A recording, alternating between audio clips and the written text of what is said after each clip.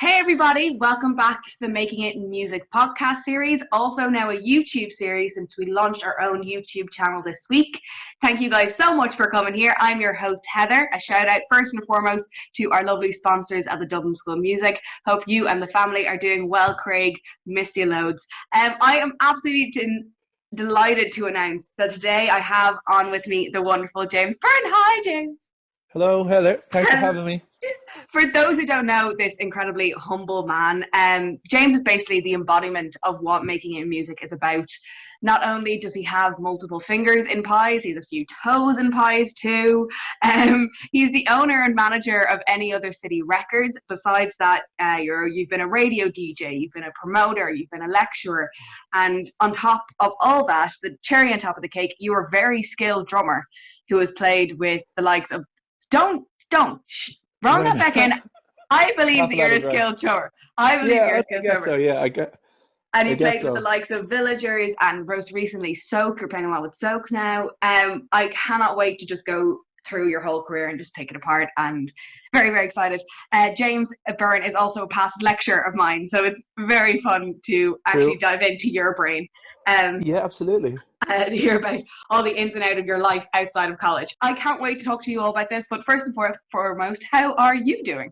Yeah, it's obviously for everyone's in the same boat. It's a strange situation, but it's giving everyone an opportunity to kind of stop for a second, have a think, and maybe tidy bits of their lives together. And my house has never been tidier, but even just like yesterday, I spent 3 hours reorganizing all my vinyl. Little things like that. Just little things nice for you to reconnect with friends that you always say you're going to ring and talk to, and you never do, and then you have time to do it. And I don't think I've spoken to my family this amount in the last few days as I have the last couple of weeks. So it's lovely. It's been obviously everyone's worried overall as to what's going on in the world, and I've got a brother living in America, so I'm extra worried because of what's happening over there. But sometimes when life just slows down, gives you a chance to have a think about stuff and prioritize things a bit better. And I think we're doing okay. I think as a country we're handling it well enough, and everyone's playing their part, I think. And we'll see. We just gotta wait it out. Patience is a virtue. How are you spending this time kind of just really, as you said, you're very involved in multiple different projects within the Irish music industry, so you're kind of using this time to kind of just look at them all and try to schedule yourself out again and just be like, okay, this is actually what the year is, or what it might be. So you already know, do it. Yeah, we kind of are, because there's one record I'm working with at the moment, a band, and their album is pretty much finished, and we're just making plans to put it out later in the year, but we just have to, everything's kind of slow down a bit, and trying to be a bit more strategic with picking dates and the stuff we can finish from artwork side, and find little kind of tweaks on mixes and stuff, which is fine, but not completely knowing exactly when everything will be back to normal. It's an issue. I think every band is kind of going through this moment. When are we going to announce things? When are we going to launch things? Gigs are being postponed. Festivals are being cancelled. It's the shock of that, plus the unknowingness of when will things go back to normal, and when they do, how comfortable are people going to be in a room together? Who's going to want to go to gigs in September, October if they still feel like there's a risk out there? Yeah. Is that going to put pay to everything, or will people just be like, no, I want to get out of my house, let's go do stuff? So we're trying to kind of line up the time on that side of things. For one of the bands I'm working with, for my own playing and stuff, we're kind of in a weird way lucky that Soak, Bridie, we're kind of not touring at the moment.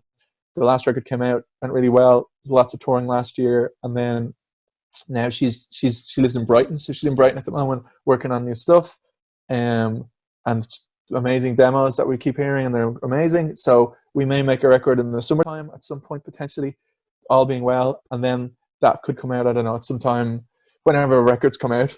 I'm not missing any gigs or anything playing. Just missing Bridie, missing Tommy and Sophie, the people in the band I play with. So staying in touch with them, and then from BAM, obviously, I'm still lecturing in BAM, so we've been doing our teaching remotely, which has actually worked out okay, through like software.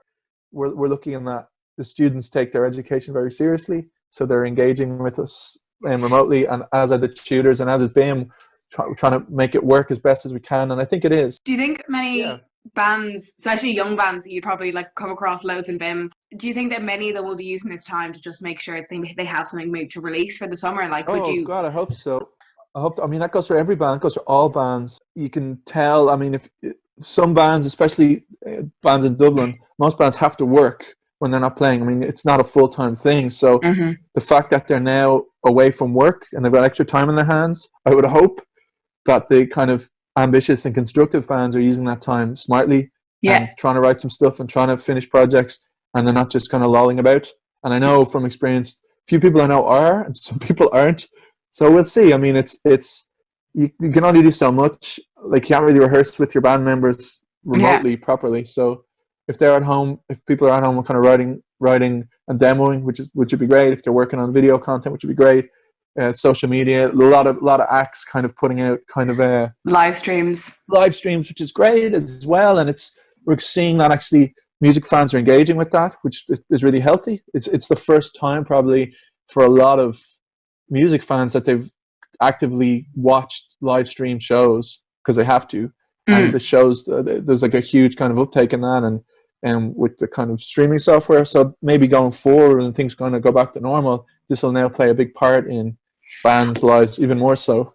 I was thinking that because one thing that Coldplay announced before any of this happened was that they weren't going to tour their most recent album because of Yeah, the impact on climate change, the yeah, impact it would take on the planet of them traveling all over the place because they do world tours. They are everywhere, and that I think that this whole thing with the live streaming now, not only will maybe Coldplay do their gigs now as live streams, but which is a good way to go. But I think a lot of other artists who maybe can't afford to tour will start doing yeah.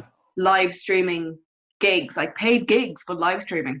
Like that you can be on the other side of the world and be in your favorite artist's kitchen, you know? Absolutely, absolutely. I mean, I guarantee you, obviously, like AEG and Live Nation, those kind of companies are now actively trying to Oh yeah. work this into their business model. I like the fact that a lot of like people like I guess like Michael McDonald, classic from the Doobie Brothers, is doing amazing streams just for the sake of it, and then people like Ben Gibbard from Death Cab are using it to raise money for charity, which is amazing. I mean, kind of more altruistic reasons to do it, and it isn't just we can't tour, so let's make money doing this. I Mm, don't know how.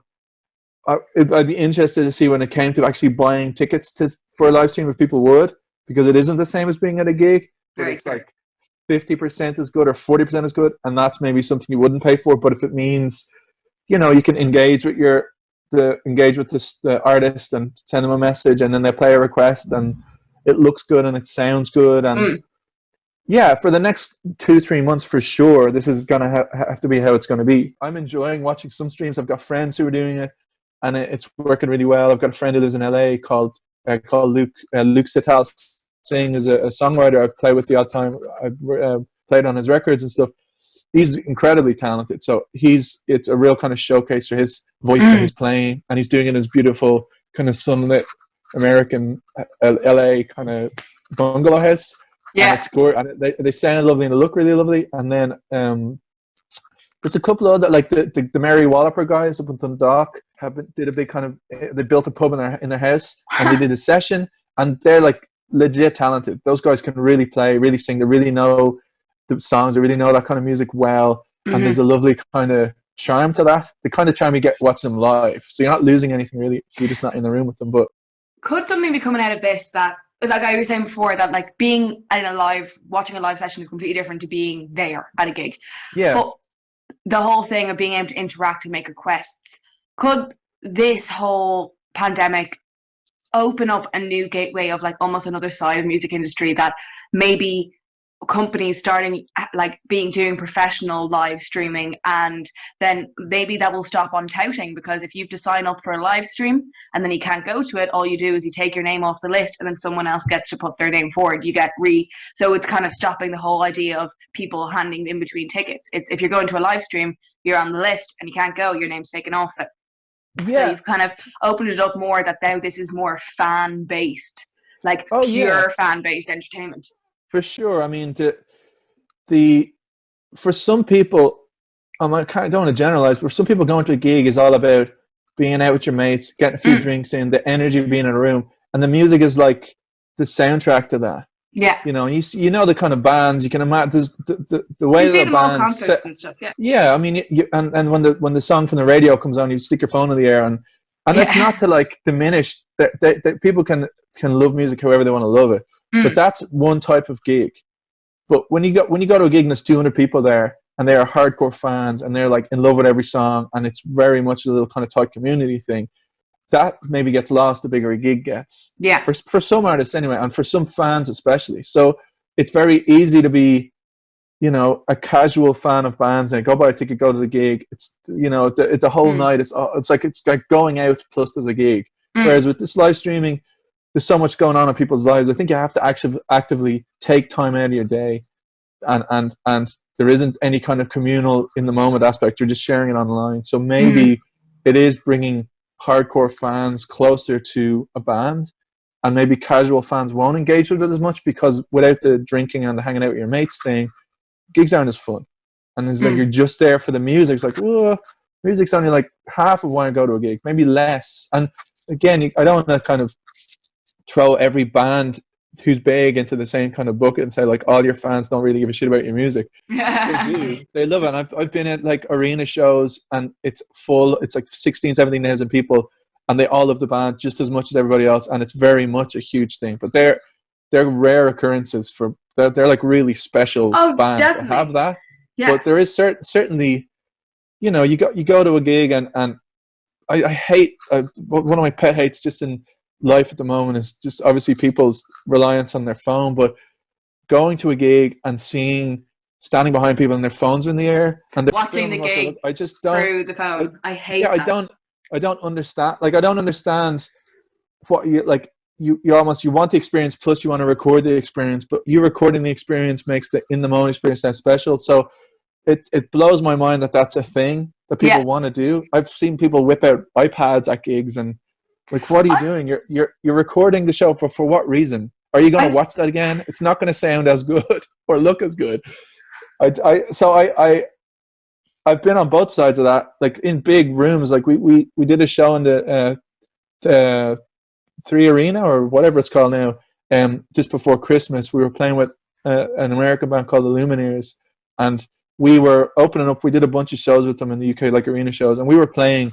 And at certain moments, the crowd, whatever, puts their phones in, and you can see the lights, and it's beautiful on stage. It looks really gorgeous.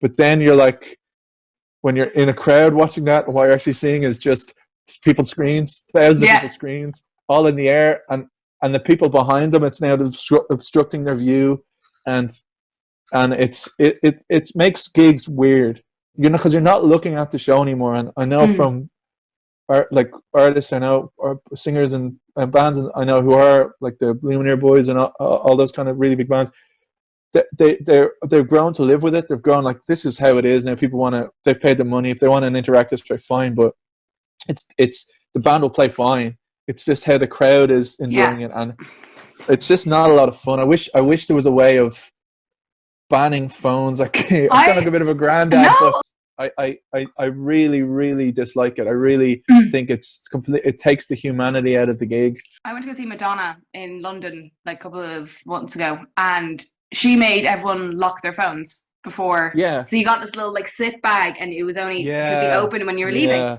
So your phone was on you. Comedy too, yeah. And it was brilliant. I thought it was great because the thing is, she came on late. She came on very late. But the thing is, by the time she'd come on, everyone was like singing to each other. We'd start like Mexican waves. This was like a really posh little like London theatre. There's people doing Mexican waves and like starting like big chants with each other. It's like we were interacting. It was almost like the crowd had experienced their own experience together before the show had even begun, because we weren't there sitting on our phones being like, hey, we're at Madonna, and then back on them again. Like we were trying to keep ourselves entertained. So we were talking to each other. We were like sharing information about Madonna. We were showing each other like our t-shirts, you know, and it really just put a whole idea of community in the crowd, which I really liked. And to point out about the whole phone thing, it's like it's statistically doing something. So basically something, say if you want to really remember a moment, the biggest thing is that you should try you to take a few seconds to really activate all your senses, because each sense has a way of triggering like a memory in the brain. So if you really want to remember something, you should really take a deep breath in, remember the smells, kind of like move yourself around your space, remember like how the space felt, the sound, the sight. When you multitask while trying to do a task that you're trying to remember, you lose 30% of that memory retention. Yeah. 30%, like, that's a big fraction of your memory retention that you are getting rid of just by having your phone off. Maybe it could be a generation thing. I don't know why. I don't understand it. I think it diminishes your experience of the gig. I know from being on stage playing, I'm like, why are you looking out into a crowd full of people? Like, why are you taking photo? Like, why even take photos of this? Why just enjoy the show? Yeah. There's way more photos of better taken photos that will be available. Like, there'll be recordings of this. You don't need that to remember. Just like you said, just remember the show and enjoy yourself and jump around a bit and have fun. And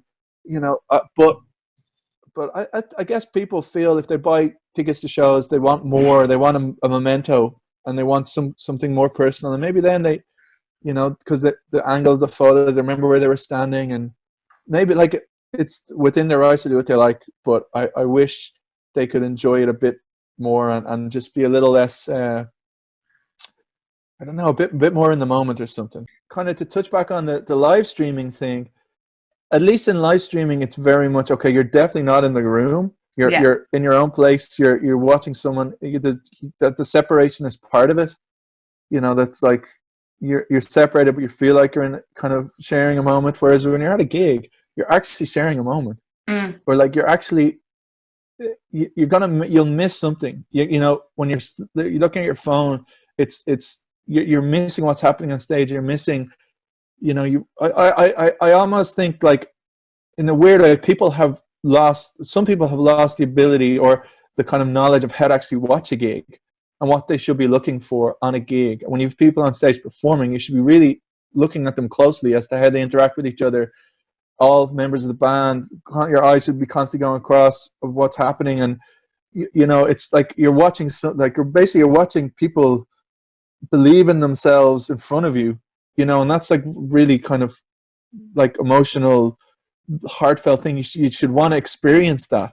Here's these people, they really believe in themselves, and I want to see people do that. I want to see them perform. I want to see the little kind of side glances and the body language and the in jokes and the when stuff goes wrong, when stuff goes right. Every gig is different, and you will miss something special. And I think some people you kind of have to go to a lot of gigs to appreciate the value of actually how to watch a gig. It's like watching a sport and not knowing the rules. You're like, well, I don't know what's happening on stage, so it doesn't matter. So like I can't enjoy this. Whereas the more you kind of get into music and if you play an instrument or you sing or you know a lot about music, you can really dive into what's happening, and it makes the gig even more enjoyable because you know the rules, you know why things are happening the way they are, and something sounds slightly off, you can figure out why it's slightly off. And like every gig has multiple special moments in it. Yeah. If it's a band having a terrible show, it's still enjoyable. It's like, well, why are they having a terrible show? It's really dramatic. There's drama to that. And staring at your phone, you might as well just be like at home. And as well, if you're like, unless you're like 6'4", whatever you're filming is not going to look good because it's going to be at a weird angle on the top of people's heads. Also, for those who are short like me, put down your phone. I can't see the stage. Yeah. Before we dive into your like career so far, because I really just want to take everyone through like everything you've done because you've done so much. Yeah. But there's a thing that we like to do on the show, and it's called This or That. All right, and it's just like a fun little game. So basically, I'm just going to give you 6 bands, 2 at a time. We're like 6 artists, 2 at a time, and you choose in between. Some bands might be similar, some bands might be very different. So they're all different kind of styles, okay? But the first one I kind of took from inspiration of who you're playing with now. You're playing with Soak. So if you had to pick Jade Bird or Saint Sister. Oh man. Well, I know Saint Sister's music a lot better than Jade Bird's. So I'd go with Saint Sister. And I also like the fact that there's the 2 girls, the way they sing together. I'm a sucker for harmonies, so I love harmonies. 2 of the most beautiful voices, and I think they're actually, although Saint Sister they've done really well for themselves, I still think they're underrated. I still think they've got, and like their record was really lovely, but I think they make better records, and I think they're only just tapping into how good they can be. I really, really do think. I think they're some of the most beautiful music out of Ireland for the last few years. But I still think they're getting close to really nailing it. And Yeah. again, with the harmonies and stuff and the harp and I'm yeah, I such think a great. harmony sucker. I'm such a harmony. I love them so much. So Okay, yeah, Saint Sister would win that one. next one. Idols versus Fontaines DC. Idols or Fontaines? I think, yeah, like I said, I know both parties, like, and Mm-hmm. they're all really like Idols are really lovely lads. Idols are closer to me age-wise, I guess. So generationally, we'd have more in common, kind of bands and our kind of, I guess, DIY histories and stuff. Mm-hmm. But I have to say I like the Fontaines record a lot. I think Green is a really, really talented lyricist. Yeah. And I think Tom is one of my favorite young drummers. I really love the way he plays drums. Idols, like they're a very good band. The music doesn't, I don't, the music doesn't hit me like maybe it hits other people. But when you see them live, They're it's fantastic incredible. live. So when I'd heard their records, it's like, oh yeah, cool. I know where this is coming from. I kind of obviously know all the bands they like, and I can see where they're kind of the ingredients. But when you see them live, and I did, like last summer, I was at that famous Glastonbury show they did. They went on after us, after Soak, Yeah. and I think they went on after us. Yeah, I think it was after us. Yeah, and they just incredible. There was like, I don't know, there might have been 15 or 16,000 people or something crazy like that on one of the smaller outdoor stages. So it was all the way back as far as you could see. And the connection they have with their fans is incredible. It's legit. It's not, there's no tourists there. That's the real deal. That as connection is real. And the way they conduct themselves as men, as a band and outside of what they do, I really admire, and you can tell the kind of community they're from, the kind of the DIY punk community. So I'd have a lot in common with them, kind of from an ethos and viewpoint point of view. So I like seeing bands like that like achieve things, and the fact they've become so huge is all through that. The fact that that connection is so real. The fact that the music doesn't hit me as hard is just, they're good, but it's just not like, I wouldn't jump to hear that first. I'd listen to the bands that have influenced them first. Yeah. Before, and they might say the same about other bands too, but I can't doubt their like legitimacy. Yeah. And the fact that they're all, and people always say this about everyone, they're just really lovely lads, really genuine, lovely guys, as are the Fontaines. And that's one thing that both bands kind of share. So I'd say from a musical point of view, like I like the Fontaines record a bit more because it speaks to me from a Dublin point of view. But from a live point of view, they're both like thunderously good live. And I think the Fontaines will get to that point from a connection point of view that Idols have. And I haven't seen the Fontaines in a while, so maybe it's there already. But I love the fact that it's like loud music with a message is achieving what it's achieving. And Punk's back. I give that to the Fontaines slightly. And it's because I know them a bit better, but that's no disparagement against what Idols are doing. And by all accounts, the next Idols record is going to be amazing. They're working with some really interesting people. So that's a long-winded answer. No, it was a good answer. It's a good answer. Like, sure, not only is Tom Cole a fantastic drummer, but he was the only one out of the band to make that shot on Soccer AM. See that interview? That is true. That is true. And fantastic by all accounts, shot. Brilliant shot as well. Curly, the guitarist Connor Curly, by all accounts, is pretty good at football. So I think he just fluffed it. But he's quite, probably just like so handy. Excited for being on Soccer AM. Yeah. And Tom Cole's just such a relaxed type of guy. That's like the drummer's always the most chill person out of a band. I realize this. Yeah, that's because they have the hardest job. So when they're not actually drumming, they're just chill. They're like, anything is easier than drumming. So I remember saying this to him, like, there's not, like, drummers don't go out of their way to like shout from the rooftops how amazing they are, or there's like drummers don't say it to other drummers. We're kind of like pretty kind of humble in general. But I can remember when I first heard the record, and I think I might have tweeted about it. I was like, really, that record would not be as good as it is without the fact that their drummer is so good. And it's one of the best drum records from an Irish band in years. Really, it's that good. And he doesn't get the kind of, because guitarists always get the shine, but speaking from experience from a drum point of view, I know like when it's legit, when it's real, it's real. And I know other drummers think the same about the way he plays. And when I'm hearing like bands like that, just in general, the way I listen to music, if you strip everything away and all that's left is the singer's voice and his lyrics or her lyrics, and then what the drummer's doing, that has to work. So the drummer needs to be listening to what the lyrics are doing and how the singer is singing dynamically, the kind of cadence they're using, the energy they're putting in, and that if that isn't in sync completely, the band doesn't work. To me, that's just how immediately that's what I listen to. How are the drums syncing up with what the singer is doing? And with Fontaines, that's why that works so well. But with so much volume and guitar on top of it, it's not always obvious. But at the root of it, that's the band, and they're all five of them really in sync with each other, obviously because they've played a lot together. But just watching Tom, the way he watches Green on stage, and if you notice in other bands, you'll see if the drummer's watching the singer, that's what they should be watching all the time. I mean, obviously you want to be playing in time with the bass player, that's important, but always watch the singer is the kind of almost like the thermometer of the gig, and then the drummer has to respond to that.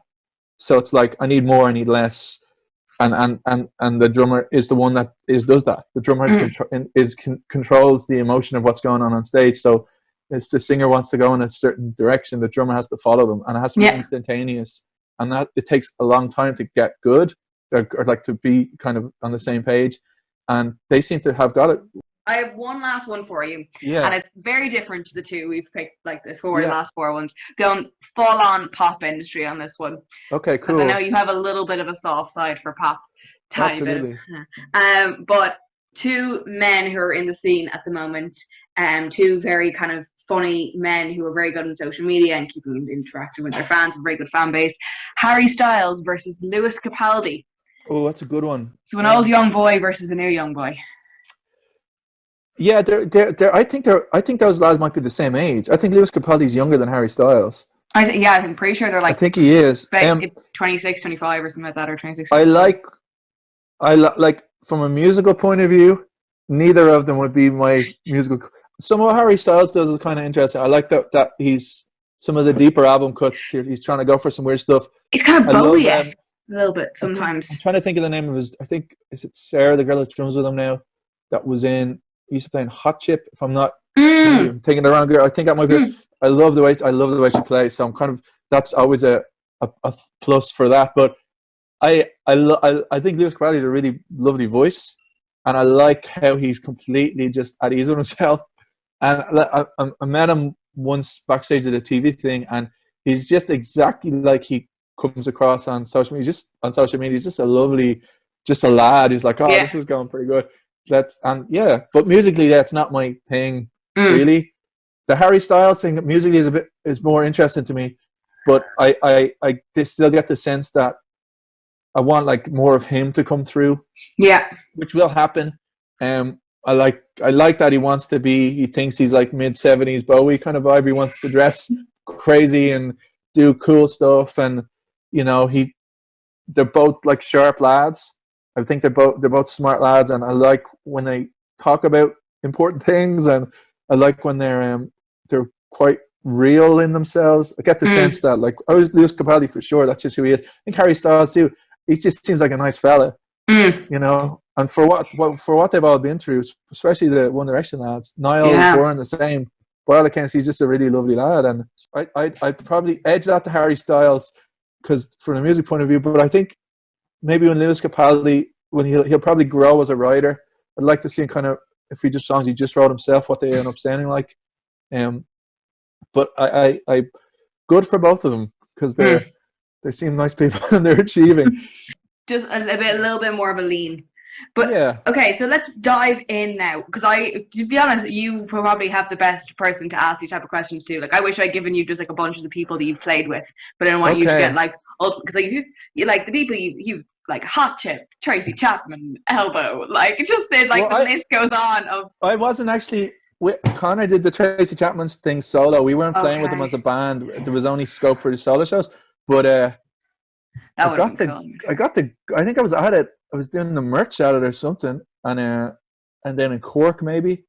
Um, so I got to see Tracy Chapman. Like, she's cool. Like, Tracy Chapman's super cool. Like, my mum was so in love with her music in the late '80s, so I would have been grown up listening to her first record or two, and so that was weird. But yeah, no, that was the whole first start of Village was really weird. We ended up playing with like Neil Young in like the Three Arena opening up, and that was super It's early. That was one of our incredible. first. Yeah, it was really weird. It just happened. We're like, okay, cool. We'll It go was, it with was it. strange. I thought that first few years was lots of cool, weird stuff happened, and you just did it, and it was fun, and you kind of it was more fun because you're doing it with your mates, and Mm. it was just interesting to just experience all that, and a lot of for all of us pretty much it was our first time doing anything at that level, so Mm. we're all like kind of wide eyed, like, wow, this is great, and we're getting to kind of hang out with your friends, so it was really easy and fun. Before Villagers, you were involved in music. Oh You yeah, God, studied yeah, music business. That was your yeah. where was I there a did. place to I study? did it. Well, there was a course in Ballyfermot called Oh, Music okay. Management, which was a 2-year course. Like I wanted to just leave school when I was like 17, 18. I just want to get out and just play music. So I thought better of it. And my one of my teachers in school had found this course and said, look, uh, I know you don't want to go to college and there's nothing really you want to do, but there is this course that might kind of teach you a bit about the industry. And I kind of jumped at it. While at the time I was obviously in bands and playing in my own bands for years and years, and that kind of the course was really really great. I met some really amazing people I still know to this day, and the Pete who ran the course still does, I think, and Joan who ran the course. They're amazing people, really inspiring, and I loved it. I loved Body Ferment. I absolutely loved the 2 years I was there. I loved every second of it. It's a Yeah. lovely little college. Body Ferment is a really lovely little place to go to college and hang out, and I met some really interesting, cool people, and it was a great start.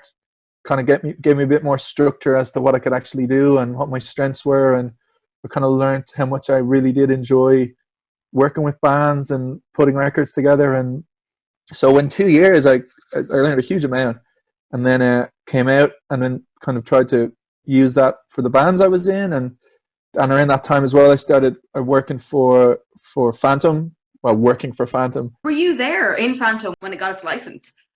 So it Yeah, was, God, I started working in Phantom around like 2000, 2001 maybe. so you were there like very, very early Yeah, then. like pretty early. Yeah, not when it was Spectrum, which was it Mm. was called before that, when the lads were still in a shed, and then it moved into the city. And myself, oh, like a bunch of heads, like Richie McCormick, who's now on News Talk, who's a really talented Yeah. broadcaster. He started with me. Adele, Dara Brophy, Orla Ormond.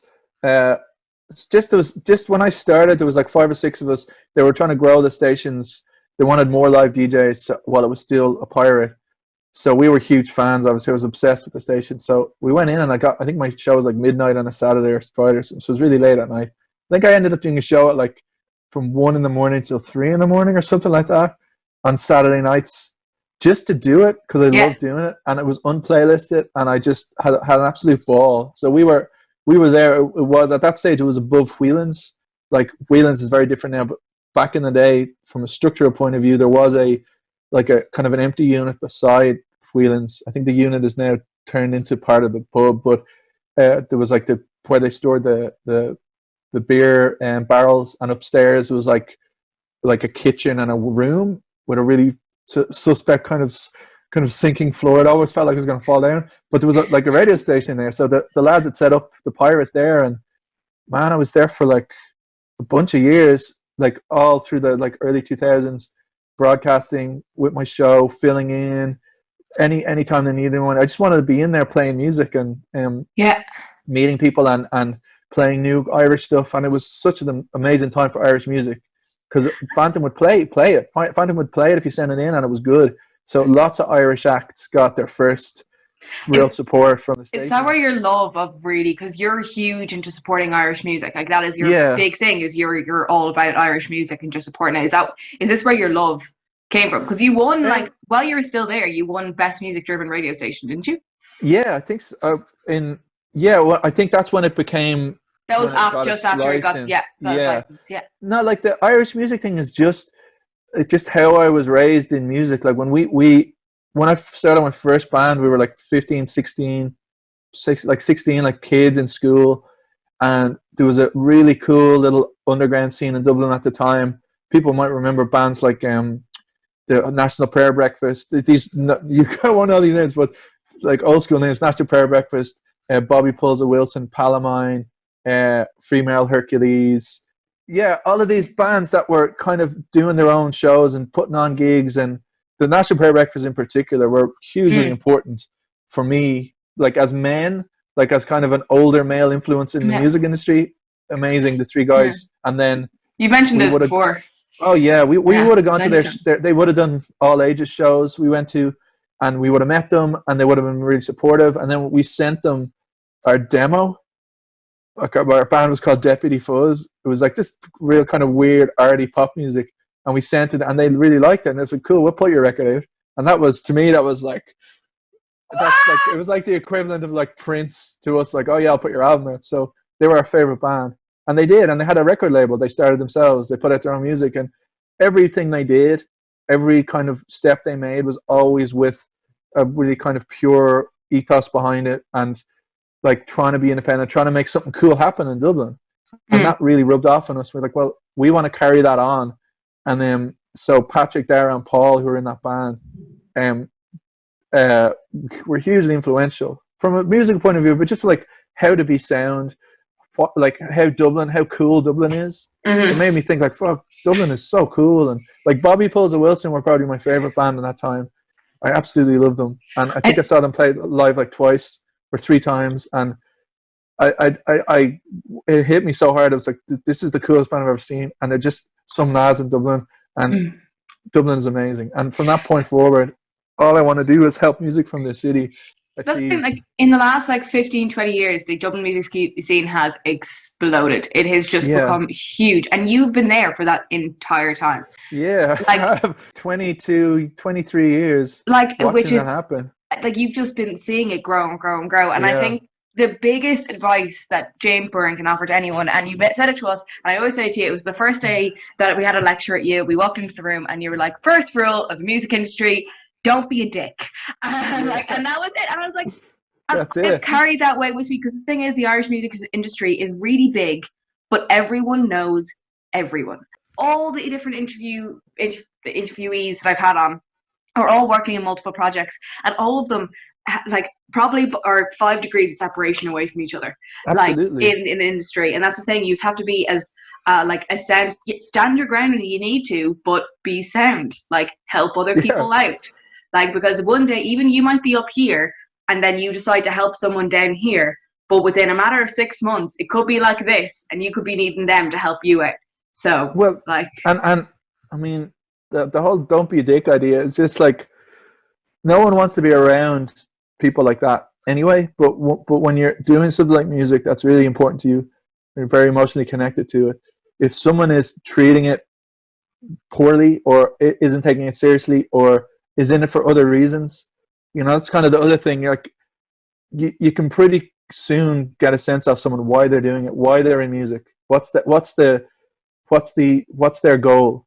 And mm, if their goal is for it to be the vehicle they can be famous and successful, and you know meet cool people and do like all this stuff, like that gets put away pretty quick, and you realize, no, the reason you should be doing it is because you want to make something yeah, special. You want to actually feel you're contributing something worthwhile, and there's a much more purity to that. And that's the "don't be a dick" thing as well. Is like, that should be your focus. yeah, Put something good out there, and if that's what guides you, all the other stuff can come. Touring and money and success, that comes for some people, and it doesn't for others. But if the kind of thing that unites them is the reason they're doing it, is it's a much purer reason, because they have to do it. Because if they didn't do it, they'd go insane. That they'd be like, no, without music, I don't know what I do. yeah. That should be there, and thankfully, in BIM, like when I get to like teach students every year and pass that on, a lot of them know it already, but I think they really do appreciate, as you said, how small Ireland is musically, and how everybody does know everybody, and a bad reputation travels incredibly fast, and no one wants to be around those people or work with those people. Mm-hmm. And it's the one thing you can control really in music, is how hard you work at it, obviously, but just your attitude. And if you do work hard and if you have a good attitude, good things will happen. It might not be tomorrow, but it will happen. And like that was said to me like straight away. I got that's the vibe I got off these guys, these National Prayer Breakfast lads, Patrick and Darren and Paul, just how nice they were, how giving they were, how generous and humble they were, and also just how full of amazing ideas and creative they were. And that was what drew me to them, and what made music make sense to me. Yeah. Because if I'd gone in kind of thinking like, this is how I'm going to make money, this is what's going to make me successful because it looks really fun to be famous, like that would have led nowhere. So, and you have to have done it to realize that. It's easy to say that now when I'm 20 odd years in, but when I started, I had that attitude too, because I saw it from those lads. And I mean, I say that to them all the time. Unfortunately, Paul passed away a few years ago, which is really sad. But Dara and Patrick are like, Patrick writes for the Irish Times now, and Dara he's like involved in counselling and stuff, and they're super smart lads. But I don't think they realized just how important they were for me and my bandmates, but for me in particular, just having someone like that to look up to. And I always, even to this day, when I'm making decisions or doing stuff, I just think kind of through that kind of prism. What would the lads do? How would they approach this? What would be the outcome that they'd be most comfortable with, and kind of follow that. So you had to learn all this, like this way of acting, pretty early, because Villagers started off with 2009. The first album of Villagers came out 2010, was it? 2010, I think so. Yeah, Immediate Attention. I've been doing music for like 10 years at that stage. So I kind of, that was the thing about when Villagers started. We were all in our like mid to late 20s. We weren't like kids. And because the way the band was structured, it was the Connor's thing. He was Villagers, but then he wanted to have a band, and then he wanted his friends to play with him. And he wanted it to be that kind of thing where it was just not stress and friends and let's have fun and let's all go on this journey together. So because we weren't like 18, 19, we'd already been around the block a few times. We kind of approached it a bit more maturely, and we kind of appreciated what it was for what it was. We didn't want to we didn't get ahead of ourselves. You guys really, like, the Villagers as other solo or band, like, really took off very quickly. Like, you got you're nominated for the Choice Music Awards and then the Mercury Prize as well. You're not sure for that. For the album, it took off really quick. And Phantom, to give Phantom their due, Phantom was one of the early kind of adopters. So like 2008, I want to say, 8-9 maybe, the first single or the first EP, which I actually, that's one of the other things. I put that out on the label, on my label, to kind of just get it out, and it like went amazing, went really well, and it got lots of radio play, and then Connor got signed, and everything snowballed really quick. But it felt like it was still kind of chilled. It wasn't like, it all felt kind of below the radar, because like Domino was a label, this cool indie, and like I think Connor just handled it really well, and the fact that he's such a talented songwriter is the reason it did well. Yeah, because that's why it happened. There was no kind of like it's just the right time for this kind of stuff. No, it's like time is music. He's just good. He's just good. Yeah, just be really good, and that good stuff happens. So, and we got to experience all of that, and it was the first time any of us had really, really toured heavily. Yeah, and we got to like see the world. You supported Elbow, didn't you? Elbow, yeah, we got we opened up for them. Cool.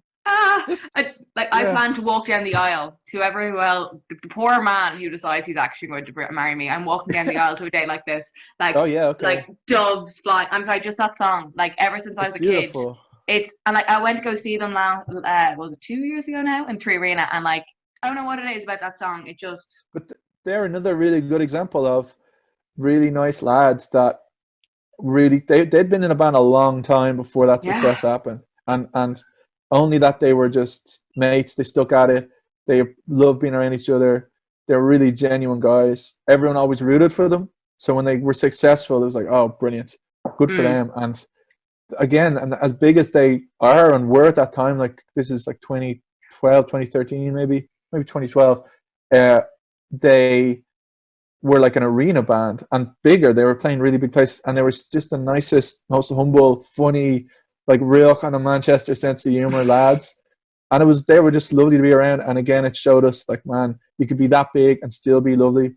It doesn't preclude you from being nice and polite Yeah. and not being an ass. And it all those experiences, when you meet people who you feel like, wow, they're on a higher pedestal, and you realize they're just like you, they're really ambitious and really genuine and excited to be doing stuff, and Yeah. every day they love doing it. So that it sinks in more and more. But that was a really fun tour. They really looked after us. They fed us, and that was like a highlight for sure. Just being around. Musicians, they fed us. It was amazing. Yeah, because sometimes on an arena tour, the support act doesn't get catering. Like, the headline act doesn't share the food with the band, and it's not like That's a mean so thing. It's just, rude. I know, but we were really lucky with that tour. They fed us, and they, not just that, but they really invited us in to be part of like the kind of tour family, and we got to know them like really well, and they're for like as well as you get to know them in 3 weeks or 4 weeks, whatever it was. And their crew was lovely, and a lot of them, I just think like Northern English, like Liverpool, Manchester, there's such an Irish connection there. Their sense of humor is so similar, and they're just up for the crack, and they're just having pints and just being nice, and it's lovely. That was really nice. And again, you get to experience it with your friends. Like, these are some of my best friends in the world, driving around playing music with them, and that's made it extra special. Is it weird being in that position though, and like meeting some of like the people that you've always listened to, you've always like, especially because with Irish bands, when you meet them, it's kind of a little bit more like, okay, you're Irish, so it's like you're on my tiny island, so there we go. But when it comes to like bigger artists, such as, well, Ep.16, I guess, like they're from around our neck of the woods, but like, was that like a huge thing? Was there ever a point where you're kind of like a little bit baffled by the people that you're being? Or was everyone so sound? Like, was everyone just well, no, not everyone was. Not everyone. Like, I'll be honest, thankfully we never toured with any of those bands, but like, not everyone was. Like, I'm not saying like, oh, it turns out famous musicians are all sound. They're not, and they just aren't. And you think like, okay, that's how you want to live. That's your attitude. That's how you want to treat your crew. That's how you want to treat your fans. That's on you, madam or mister. Like, that's gonna you'll remember that, and it sinks in my mind like, wow, that's not who I want to be. But like with the Ep.16 guys, one of my first bands, this is like 2003, maybe, way back, we toured with them. What band I was in called Life After Modeling, we toured with Ep.16 for like 5 shows, I want to say, maybe, around Ireland. And they were just, at that point, like, Ep.16 were like probably the biggest band in Ireland. Or I was almost at their peak. They were approaching that or whatever. And they were just, again, just the nicest men. Lovely. Like, they're only a few years older than me now. Those guys are like maybe early 40s, but just so humble and so like humble and down to earth. It's kind of overused, but you really appreciate it when you expect them not to be. Not that you just know. Like, I'd seen them around. I kind of half knew one of them, but then when we got to hang out with them and play with them, and we were like a weird band. We weren't like a kind of super commercial sounding band, but they just liked us and they were really nice to us, and they just kind of stuck with me. Like Paul and Dom and Dave and Brian, who was in the band at the time. Just like, wow, this is amazing. You can be really nice, like, and be a big Irish band and still really nice. And they worked so hard, and they really took their band seriously, and their work ethic and how organized they were. All of that kind of sunk in. So when I then got to tour with them again, like 6 years later with Villagers, they were exactly the same. They were exactly the same as guys, and had huge success. And then they got quiet, then had success again, and they'd found a way of kind of maintaining their lives, and they were really, really fun and really, really kind of interested in us and wanted to talk to us, and kind of they weren't like sitting us down and giving us advice. It was nothing weird like that. It was more just just chatting. You just want to chat about music with people. And a lot of things, because you still tour a lot. Like, you were just on tour with like last summer. But is there anything that you learned from this experience, like supporting these like big bands, Was there anything that they did that you kind of still take on to this day? Like still just little Oh things that they. yeah, oh yeah. Like just the way a band treats the people around them. Mm, You know, the way a band treats their crew is so indicative of who they are as people, because they're all working towards making the tour work. yeah. Realistically, the guitar tech is just as important as the guy playing keyboards, Hmm. because without them it wouldn't happen. And you see, like a really good example is the Lumineers guys that are we with Soak. We did like 6 weeks in America with them about let me see, 4 years ago, 3 years ago.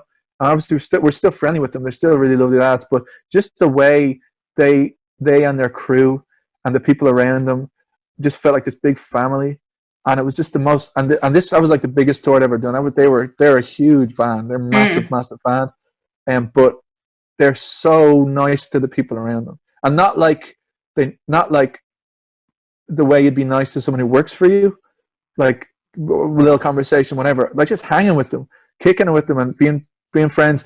And it was just it made me feel like kind of appreciative of like, even though you're away from home, even though touring can be really hard sometimes, at least you're getting to be around lovely people, mm, and you seeing humanity at its best in mm, front of you every day, and it makes you feel like uh, kind of proud to be in music in a weird way, to be in an industry where that's valued so highly, mm. like personal relationships and kindness and manners and listening and all of that. And I'm so lucky that I've never been, of all the, like, I've only done like maybe a handful of really really big tours.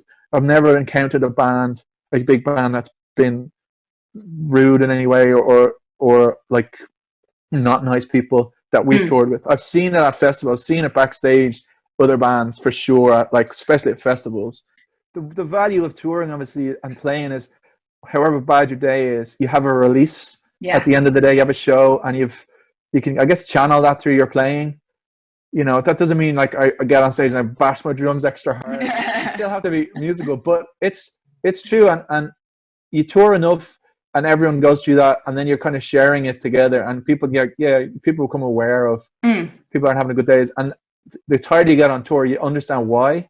You can kind of, you're so in each other's lives, and Yeah. especially that early, I guess now the same with Soak stuff, but at that early point in Villagers, where like Connor was one of my best mates, but I didn't really know the other lads that well, so we grew to know each other over the first couple of months, and by like the end of that first like little period, we were really tight, and we knew exactly what was happening. We knew each other's partners and family life and ups and downs, what was happening and where they lived and their history. Because you've nothing, you're on tour and we just talk to each other. You Yeah. really get to know each other very well. So we kind of knew why people were not feeling great, and we Mm. like I'm uh, like an idiot a lot of time. I'm a messer, and I get bored really easy, and I was always kind of wanting to be full of life and happy and fun, and that's just, come on, let's chat, let's take on the world, guys, kind of vibe. And I don't really, well, at that point I didn't drink at all, so I never drank on tour, so I was never drunk, I was never hungover, I was always just like full of life.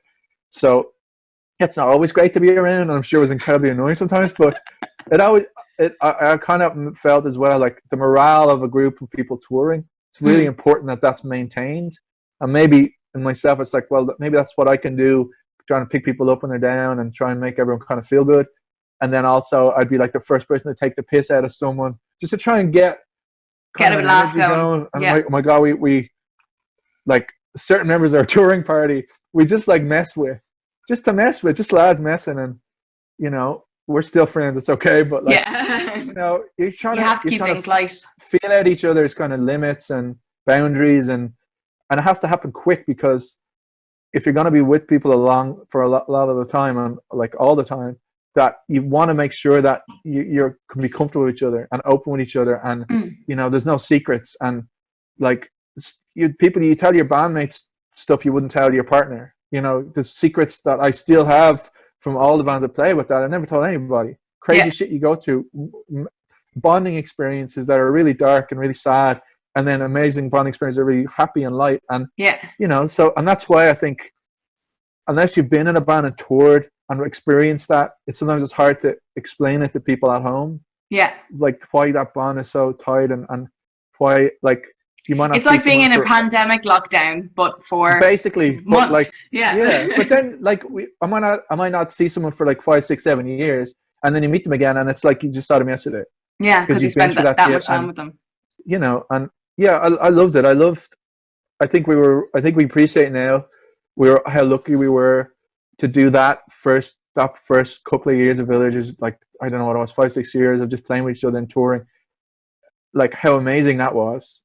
And I've been really lucky after that. Like with Soak stuff, it's been just as special and different, and even more special in a different way, because So it's like it's a different thing. it was 2015 when you left the Villagers, but I Yeah, also I think it was. on an Instagram, I saw on the Villagers Instagram, they had a photo from in 2015 where it was like in LA playing next door to Soak.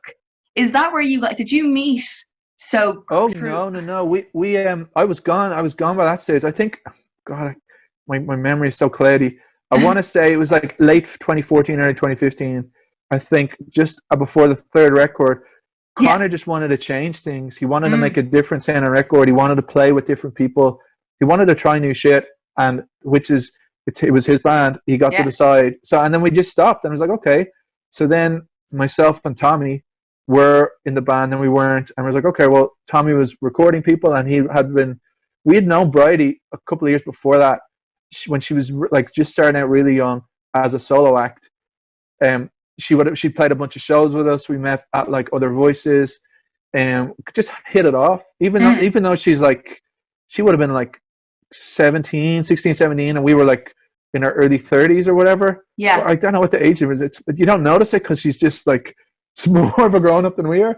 Yeah, I just kind of hit it off when she's like, she's really lovely, and her mom was lovely. And I was like, oh, she's cool, and I really liked her stuff. She was clearly like she was the real Mm. deal, like beautiful lyrics and a lovely kind She of turn of really has phrase. a real good grasp over her sound. I'm like Oh yeah, just listening through her stuff. even at that stage, I was like, man, she's legit. Mm, I hope that goes well, because it yeah. would be cool to have like a young female artist from with her life experiences from Ireland making music, Yeah. and I was obviously kind of rooting for it. And then she ended up, Tommy was going to make her record, a debut album, and then obviously me and Tommy are mates, so it's like, well, I'll come play drums on it. So it was okay. So I did that, and it was like really casual. Did a bunch of drums on a couple of days, did the drums, and then it went really well, and we really got to know Brad even better, and really hit it off. It's like, man, she's amazing. These songs are so beautiful. Like, I think I said it to her then. I was like, I'd love to play these songs with you.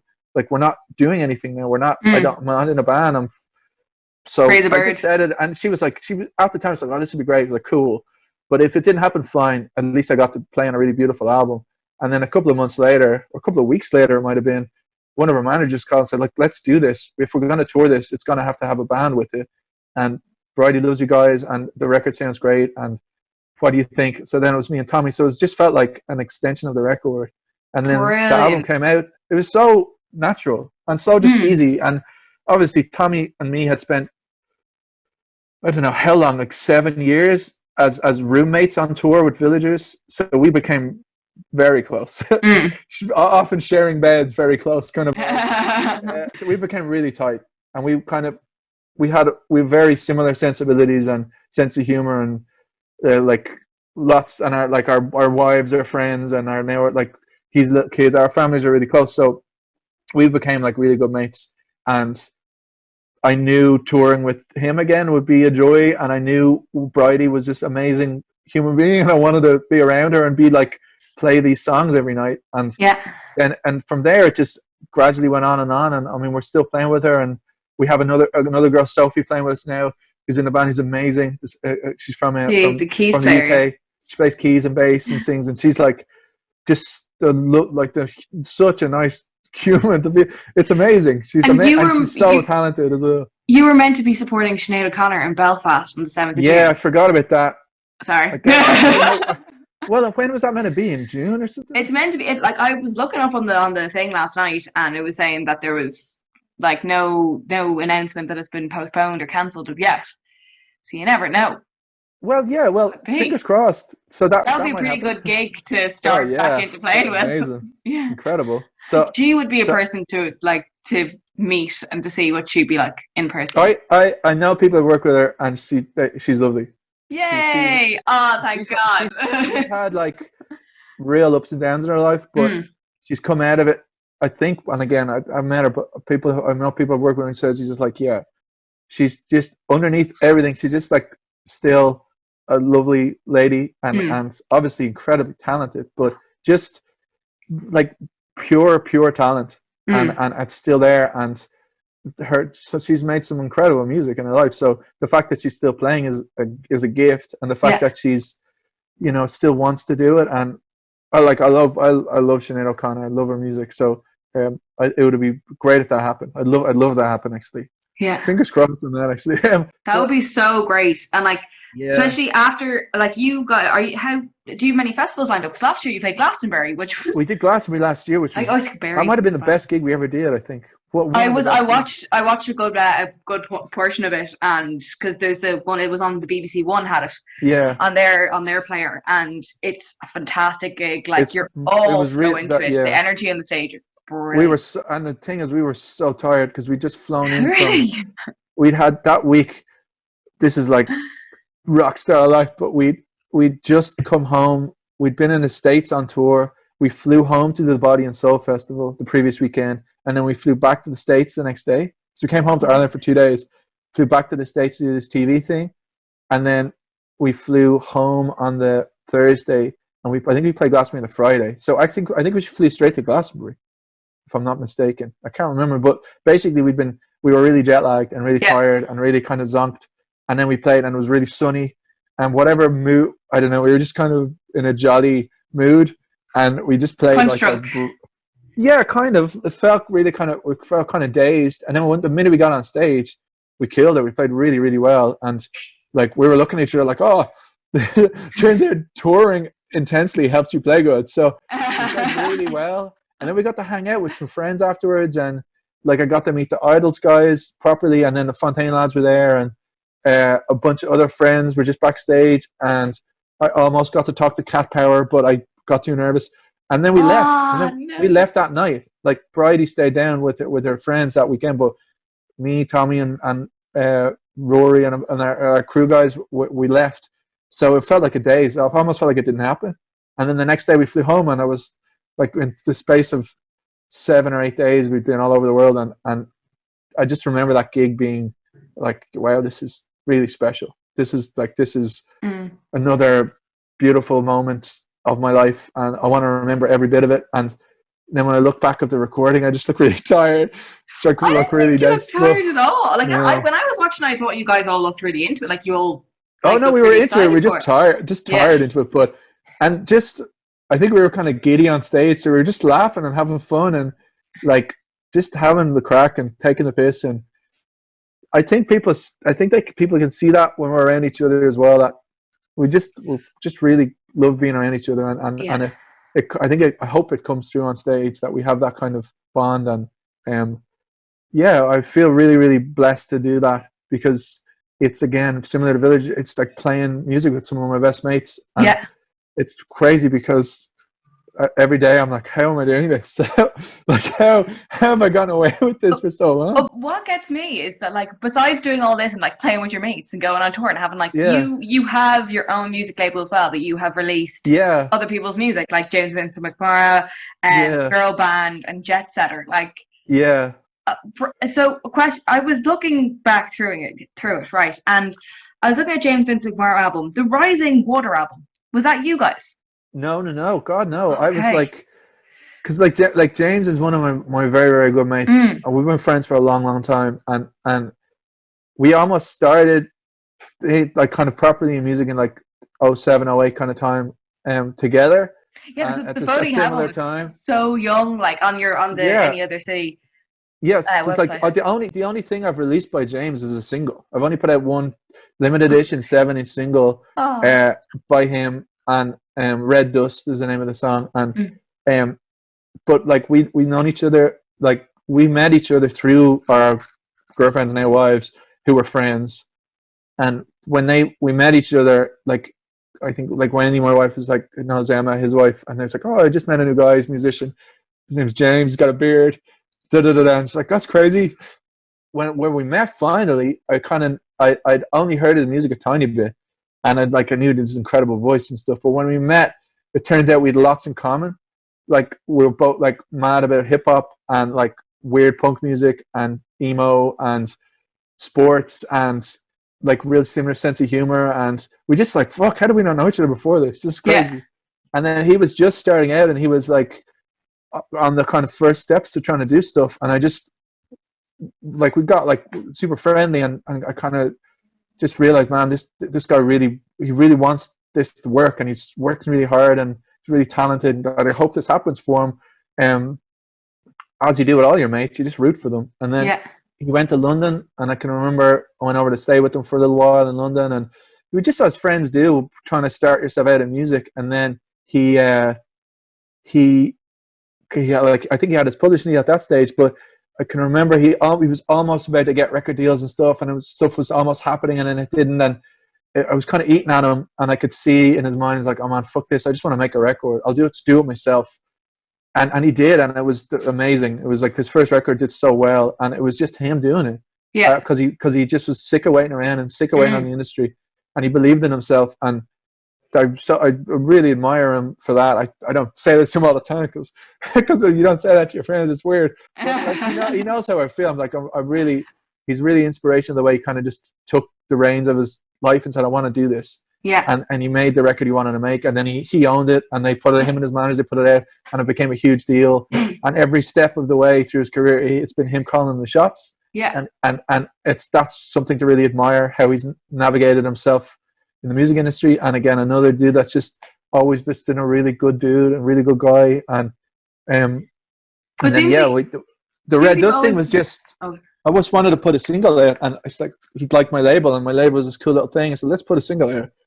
Bam! With what's it going to cost me? I know I'm going to sell them all because it's you and your shit's good. So put it out, and they all sold out. And they're like really like rare and limited edition. And I just wanted everything the label did to be really cool. And if I found something I liked, I wanted to put it out for the sake of putting it out, which is not the way you should run a business. But the stuff you did with Girl Band. Yeah. Very intuitive, like the way the album's presented and everything. Like with those guys, it was they're almost in a weird way. The label almost felt like it existed, but I kind of was like, why does it exist? Really, in the grand scheme of things, what's the point of this label? And then when I kind of just like met her, I was like, oh, this is the point of the label. You guys are the reason. This is why it needs to have existed. Like the Villages thing was cool, but that would have probably happened anyway. James, just a friend. The other few bands I put stuff out by early, like New Amusement, who were this brilliant band that kind of stopped because they were all like really qualified like scientists and stuff. So they're like actually being a band bit of a pain in the ass. And then another band called Hired Hands I released, who are a beautiful kind of Bell and Sebastian type band, and that didn't really work out. And they've all gone on to do like, they're all like really trained, smart people. And then another band called Hello Moon, who I released to a record I love. It's like kind of a dream pop album. And then they kind of moved, like life gets in the way. You want to do stuff. So I felt like at that stage, well, the label is just, it feels like a vanity project. I'm just doing it to do it, and kind of felt down on myself. But then when I met the girl band guys, I felt like if this label doesn't put their music out, this band might not happen, or something like that. And this needs to happen. And this label is here for this reason. This is they're the exact band I want on the label. If the label's remembered for anything in its time, it'll be the fact that the first few girl band things came out, because I still think they're the most important band from Ireland for the last like 30 years. That's like a sweeping statement, but I genuinely feel that. Why is your reasoning behind it? I just think musically, and what the impact they've had on music, both here and worldwide, over the last 5, 6, 7, 8 years, is testament to that, and how influential they are just to musicians. I mean, they're not the biggest band in the world or whatever. That like they don't sell out stadiums, but from a musician's point of view, the kind of colors they paint with, the kind of music they make, has had such an impact. Mm-hmm. And I feel still to this day like I'm so glad that the label existed, that I got to put their music out, because I helped in some small way. Because I mean, they're special because they're special. Mm-hmm. The fact that the label was able to give them the space to figure it out for the first 4 or 5 years before they moved on to Rough Trade, before they put their Yeah. record out, first album out, those first few singles, the time it took for them to kind of figure it, what they wanted to sound like. The label kind of afforded them that space. And then, I mean, like, I don't think I made back any money on any other releases now that I think about it, but maybe one. But like crazy stuff, like let's package it a certain way, and every Yeah, release there is was going to lose everything was money, but knitted, like some parts knitted of the and sleeves. sewed and fucking stitched sleeves and stuff that's not But it's commercially it smart. but the But thing, it's made the band unique and it's made the band memorable. Like, yeah, yeah, and I mean the band is the band because they're just the most amazingly talented, ambitious guys. The four of them mhm. are just like virtuoso musicians, but just so curious and so they're never comfortable. They always want to push what they're doing. And I could see that like when I met them first, they were kind of all over the shop, but I was like, man, there's something amazing here. This band is feels so fully formed and they're so young. And anything I said to them, like, I'll put your record out. I've had this little label. He's like, yeah, cool. And I kind of said, like, I believe in this kind of DIY thing. Our art comes first. The what inspired me, and they're like, absolutely, that's totally what we want to do. And I think that rubbed off on them, the way to act, the way how important the aesthetic is, how important their, the art of their music is versus what it gets you. And I think that stuck with them. I think they had it in them already anyway. That's just how they thought. And really, really inspiring guys to be around. And yeah, I genuinely feel like that's going to be if that's the one page, one paragraph that's ever written on my label is like Irish indie label, lost a Nurtured ton of girl money, band. put out first girl band releases, did something important, and that was it. Yeah. And since then, I mean, I put out the Jet Setter releases, which again another really amazing band that just didn't happen. It's really hard to keep bands together, let me tell you. Mm-hmm. But their stuff was great too. And then I just put out a release by the Clack last summer, which was or last year, which was Al from girl band's side project, which is one of the best singles of last year. You should check it out. The Clack. I love that song. CLAQUE. And then there's other stuff I'm going to put out in the future, and I'm sure I want to keep the label going for release's sake. But that girl band moment was like, yeah, I'm super proud that the label did that. It seems for like sure. all, like, from the records you brought out, that like everyone that you have into any other city's records, you really nurture their talent and you really kind of like you let them grow, you help them grow into the artists that they really want to be. Like you're talking about these people you've had in, and every single one of them you've mentioned has done something that's kind of like you're saying, it's like, oh yeah, and then we did this and they grew into this artist. It's like you take them all in, like in their little seedlings, and then you make them into a flower and then send them on to their be way. honest, a lot of that is it may look that way, but it's very hands off. That has to come from themselves, to be honest. All I can do really is say, like, I want to put your record out and give it I want people to know that James likes this. Yeah. I want people to know that any other city thinks this is cool. And if that carries anything, brilliant. If it doesn't, fine. But I'll put money up. I'll pay to get this pressed because I believe in it and I love it. And then the rest is up to you guys. Be really good, keep improving, and grow and flourish in whatever way you want. But I'm not going to be like making you make decisions just to make money. Yeah. That's the thing. It was never kind of, they had an idea, let's do it. Because the ideas are good. And like whatever way the releases ended up looking, like with the girl band stuff or whatever, like exotic packaging and weird ideas, or like we put out like a flexi disc, which is like a really cheap way of pressing a record on plastic, which basically sounds terrible and runs out. Like you can only play it a bunch times without it sounding really terrible. But we packaged it in these beautiful boxes. We stamped the box.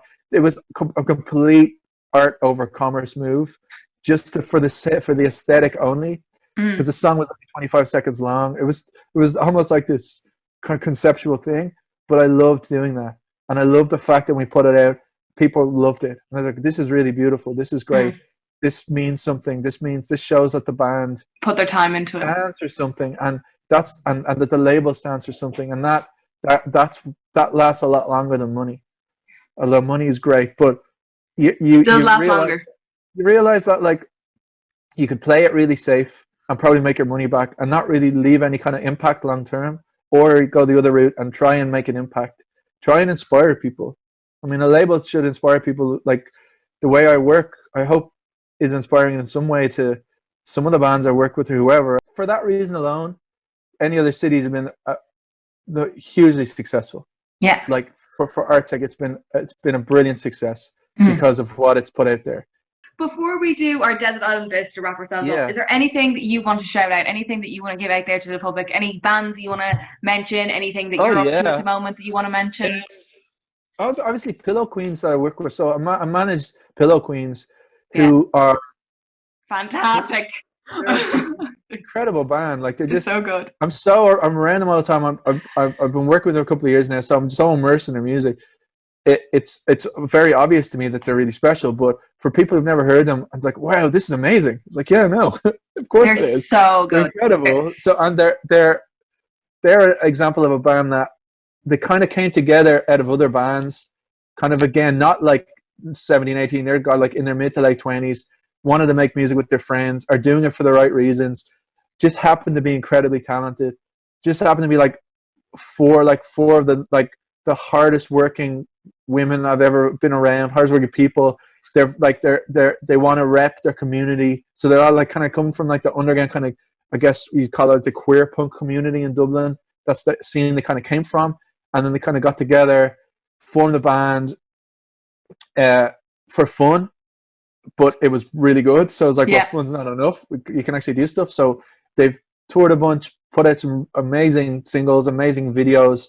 They put really good stuff out into the world. Their album is amazing. It's just a beautiful, beautiful record. It's nearly finished, and it's a really beautiful album. It's a really beautiful looking forward Dublin to it. album. So there's lots of songs about Dublin. There's lots of songs that touch on it. They're very much, you can hear in the way they sing, they're from this city. And the part why I want to be involved is obviously I want them to succeed, but I want to feel like I'm playing a part in getting their opinion, their viewpoint, their experiences into the world, because it's maybe not something that the Irish gay voice in indie music it isn't as prevalent, and especially from like an all-female band. And it's not like a science experiment. It's because I love the band and I love their music. But part of it is like I really want to help forward this and move this on. And I want them being asked questions about Ireland. I want their opinions to be heard. And they're like whip smart, and they're fucking funny as anything, and like real fucking dirty minds on them. And they're just everything. I really love being around them. They're so funny, and they just make. They like stop your heart kind of music. I was just listening to mixes of the record last night when I should have been sleeping. But I was listening to it like back what I think the record kind of run like. And there's one song that's just there's a line in it about kind of like they're from kind of North Dublin. So Pam, who sings on this song, it's kind of, she wrote the words, I guess, about North Dublin Bay and the area of Dublin she's from. And it's one of the most beautiful love songs. I don't know if you even know if it's a love song about where she's from in North Dublin or the Dublin Bay, but just the way she phrases it and the way they play it and sing it and the harmonies, it just is like, this is one of the most beautiful songs I think I've ever heard. And it's on my phone, and this is a band I work with, and this is like, how am I here? How is this my life that I get to be part of this? And every day, every week, every month, there's something like that happens in my life that makes me still want to do this. So and I kind of need that. I need to be re-energized sometimes and fueled, and the Pillow Queens are doing it for me, and it's like, I feel so lucky to do it. This is it. This is what it is. This is making it in music. Making it in music is waking up in the morning and thinking, oh my God, this is my job. This is great.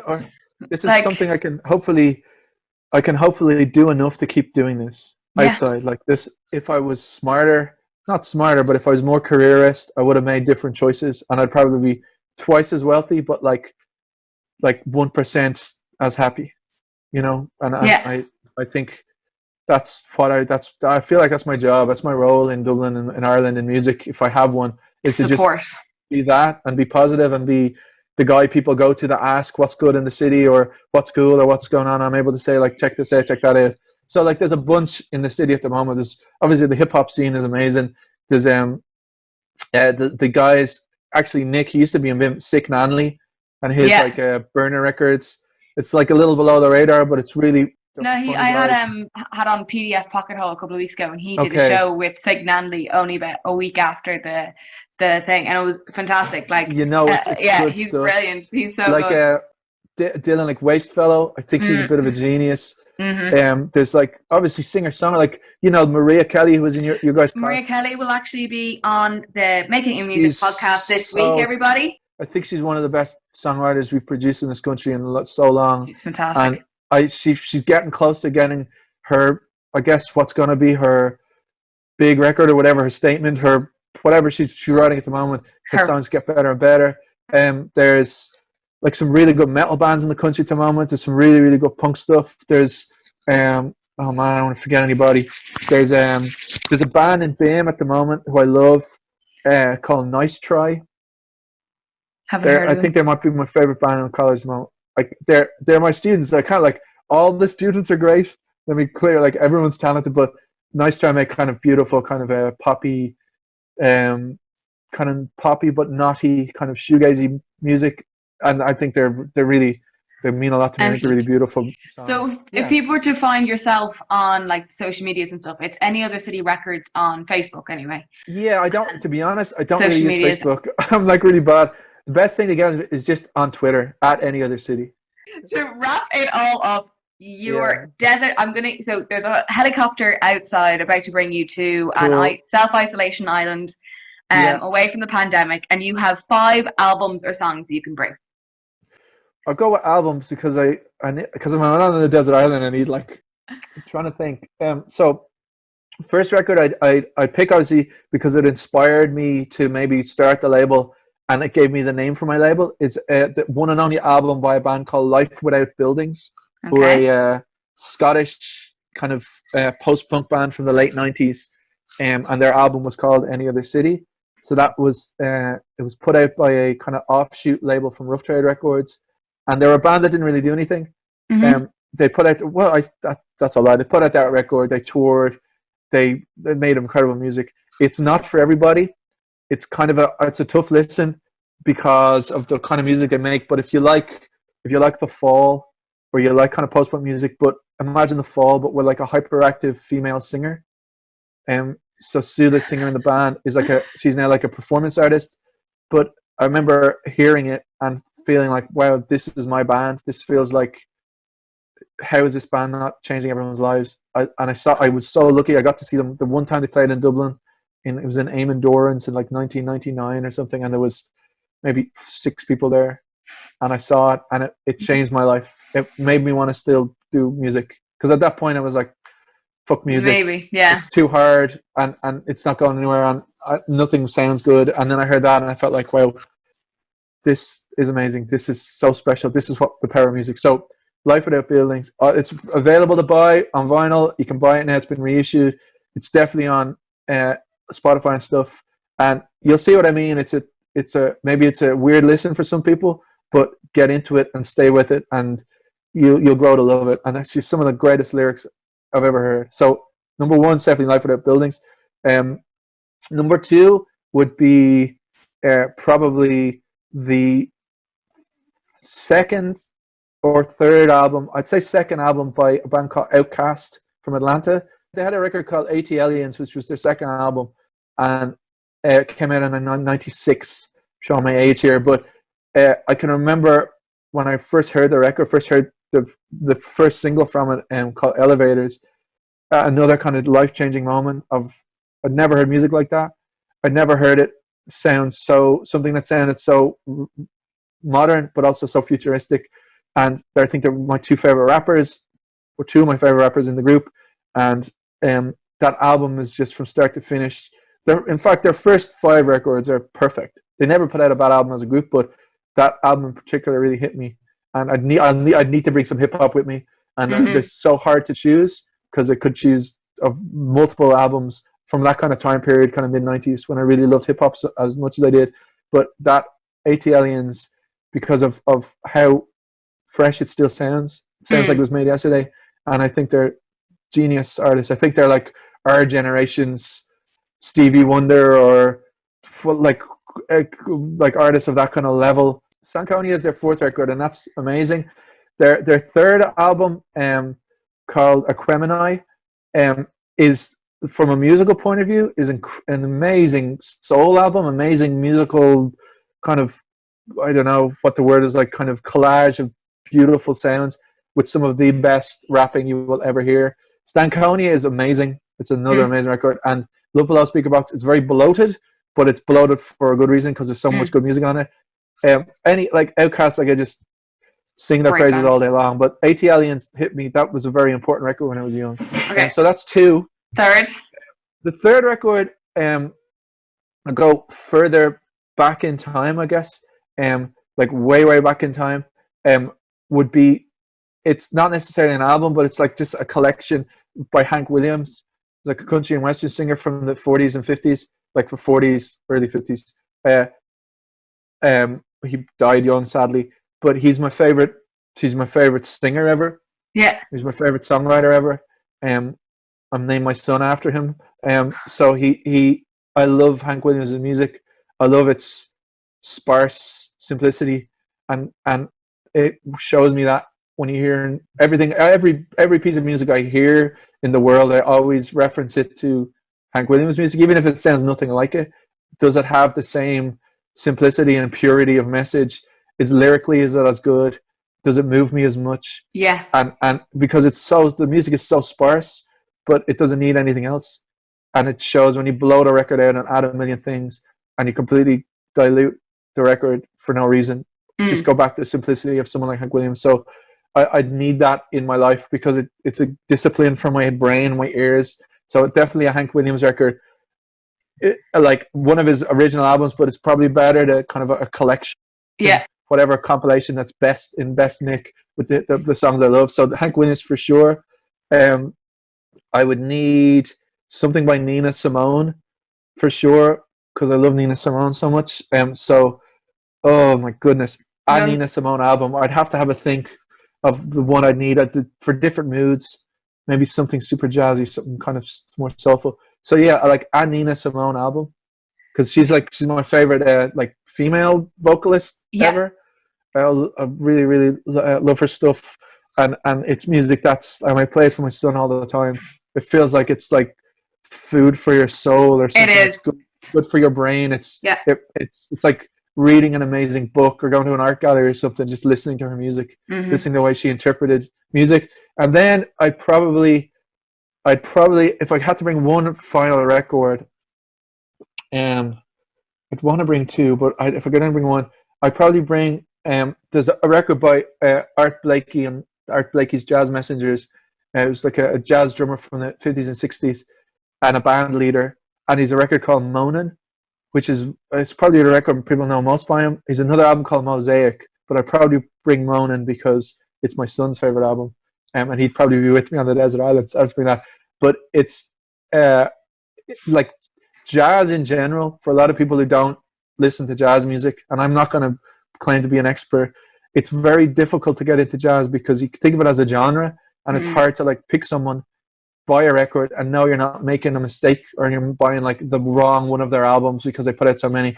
So I really loved jazz when I was younger, and then I kind of fell out of it a little bit. And then in the last 4 or 5 years, since I had my son, really, I kind of wanted to play it for him because I think it's like the best music to play for kids because it's instrumental, a lot of it, and there's so much color and light and humans playing it, and the way it's recorded, that it gets them curious about music. So the way I started, I went back, all the CDs I had, I went back to buy them all on vinyl, and I just stuck with Art Blakey records as a kind of first point because he was such a good band leader and he always had such a good A&R eye for musicians and ear for musicians. His band was always the best players at the time, and they'd cycle through his band and more people would come, and he was obviously the constant, but he'd have like some of the best musicians ever would play with them. So you knew if you were buying an Art Blakey record that it's going to sound great. He's an incredible drummer, like one of the greatest drummers. And for a jazz drummer, it's not all about soloing and playing a million notes. The way he swings, the kind of pulse of his playing as a drummer is incredibly inspiring. As someone, I can't play jazz well at all because I'm technically not good enough, but when I hear him playing, it makes me want to drum.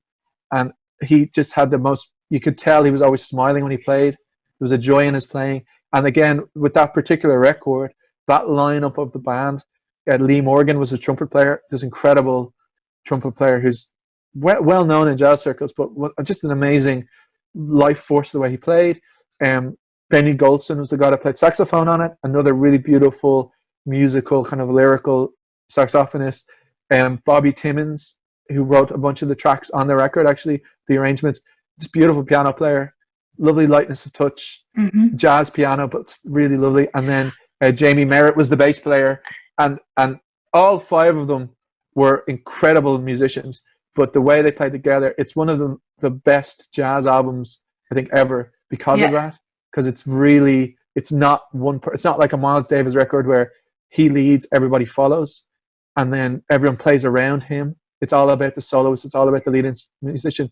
Even though it's Art Blakey's band, it's not about the drums at all. Yeah. At all. And for a band leader to have that kind of humility in his playing and generosity, that's just how he plays. And that's why I have about 10 Art Blakey records.